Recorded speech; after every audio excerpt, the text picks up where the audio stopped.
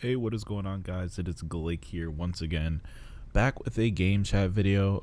It's kind of funny. I just finished doing another one of these for something Call of Duty related, and I don't even know which one I'm going to upload first. But assuming I upload this one first, I'm just gonna say it once again. It's been a while since I've last done one of these, and yeah, I'm gonna try and be back doing these kind of frequently.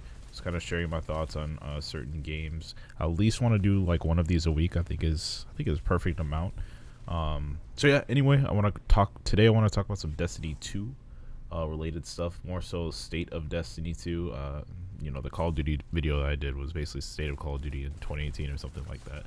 It's kind of the same direction we go with Call of Duty, just because both games are kind of going through a pretty bumpy period, I want to say. So I kind of want to share my 2 cents on everything, and yeah, hopefully talk about some positive stuff as well. So Destiny 2, where to even start? I don't even have much time to talk on this, since this gameplay is it's not very long. But anyway, where to start? So Destiny 2 obviously came out in September last year. In my opinion, it had a pretty decent launch. Launch on console in September, I should say. So in my opinion, it had a pretty decent launch, but I think we should probably talk about where things went wrong. Around the time of launch, I feel like it was like the talk of the town. A lot of people were pretty happy with the game for the most part, but I think there was one pretty bad thing that they did on launch, and that was delaying the PC version of the game, which was very unfortunate. The PC version got delayed a month, which was in fact the more superior version of the title. Obviously, you got like high resolution and all that stuff. You got 60 frames per second, gameplay, everything. Like the PC version is, I mean, if you want the best Destiny experience available, Destiny 2 experience available, you're playing on PC. Like, no excuses. You are definitely playing on PC, and it really sucked for the people wanting to get into the game, but who played on the PC platform had to wait an entire month for the game to drop, which is just really, really, really unfortunate. So I think that's one of the really big road bumps Bungie hit with the launch of Destiny 2. And shortly after that came in the complaints about Eververse. Yes, you have to pay for cosmetics and all this other stuff. Now, this is one of the more bigger complaints I heard people complain about over and over and over again. And to be very honest, I'm one of those people who don't mind Eververse at all. I feel like it's a completely reasonable feature to have in the game. She doesn't really sell anything that allows players to have an advantage over other players, or that allows paying players to have an advantage over non-playing players. You're just getting things that are it's just purely cosmetic for the most part. What I don't disagree with is them having sparrows exclusive to Eververse. I thought that was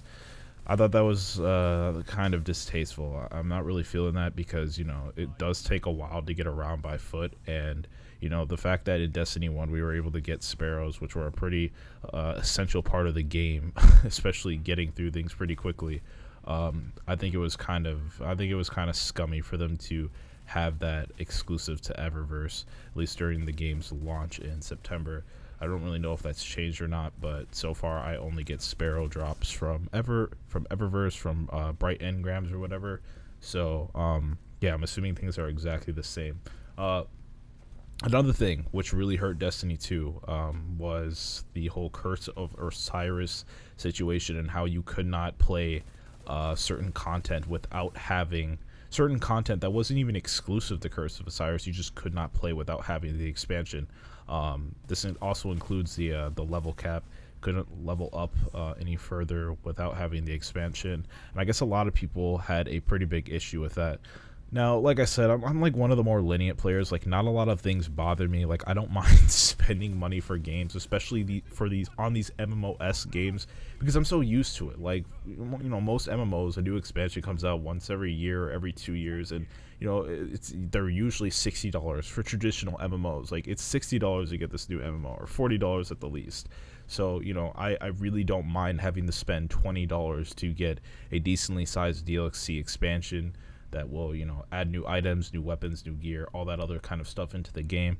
But not everybody just has money to splurge on freaking video games like I do, so I can understand where the hate comes from. But I'm just not one of those people where these sort of things bother me. But the whole Curse of Osiris situation and them, you know, locking certain content to Vanilla 2 Destiny owners, forcing them to upgrade to Curse of Osiris even if they didn't want the story content, locking that sort of content, that kind of stuff was, I guess it was kind of scummy. You know, it was definitely not a smart decision, because it definitely forced a lot of players to quit. And they were just like, forget it, I'm done with this. So you know what? There's a lot of things I could touch on as far as where things went wrong. So I kind of want to quickly touch on, before this ends, the 2018 turnaround, what Destiny 2 needs to do to get things back on track in 2018. So we know we have the spring expansion coming up very soon. It's centered around Rasputin and Mars and something like that. Information was leaked a little while ago, and that's coming out in about a month or so.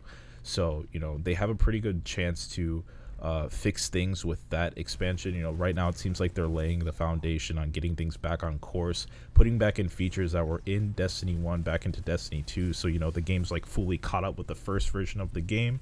And I feel like it's really smart decision for them to lay the foundation now, so they can focus on these new expansions, especially the full fall expansion, if they're still planning on doing that. Especially that's really going to be their main hitting point to get this game back on track, especially considering they're going to have to be competing with the likes of the Division 2, new Call of Duty title, and also you've got these Battle Royale games that have everybody's attention right now. So I think, in all honesty, the fall expansion is Destiny 2's last chance to really catch up, get back on course. And yeah, that's kind of all I have time to touch on today. I'll probably do a part 2 of this very soon when I have time, because this was really short. But if you guys enjoyed the video, please consider subbing, dropping a comment below, and dropping me a like. And hopefully I'll see you guys in the next video. Peace out.